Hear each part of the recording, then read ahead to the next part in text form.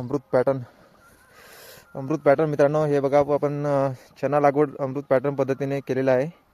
बाकी संपूर्ण आपला तसा डॉलर चना आहे. थोडं आपलं बी कमी पडलं होतं, त्यानंतर आपण मग आपला साधा चना जो की दप्तरी 21 आपण या ठिकाणी लावलेला आहे. बघा कसं शांततेत वाढत आहे मित्रांनो, असा फैलत आहे मित्रांनो. बघा खूप जबरदस्त प्लॉट हा अमृत पॅटर्न पद्धतीने या ठिकाणी झालेला आहे. बघा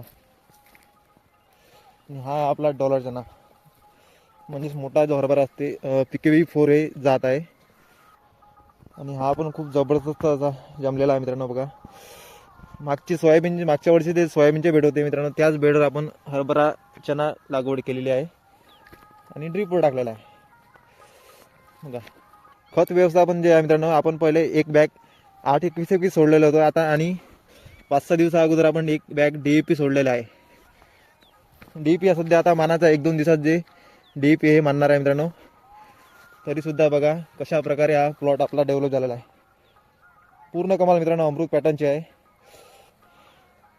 तर नक्कीच एकदा आपण अमृत पॅटर्न पद्धतीने लागवड करा मित्रांनो. पुढच्या वर्षी खूप असा आपल्याला खतरनाक असा रिझल्ट मिळणार आहे मित्रांनो. बघा फुटवे बघू शकता.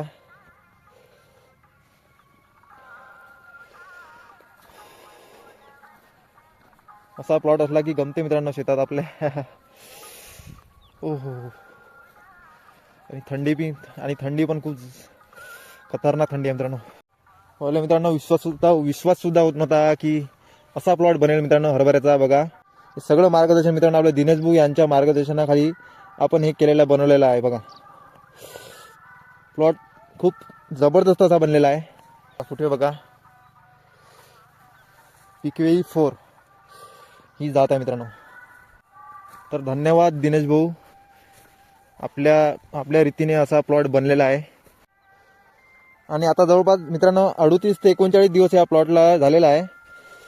आणि तरीसुद्धा बघा प्लॉट कशा प्रकारे डेव्हलप झालेला आहे. बघा खूप जबरदस्त.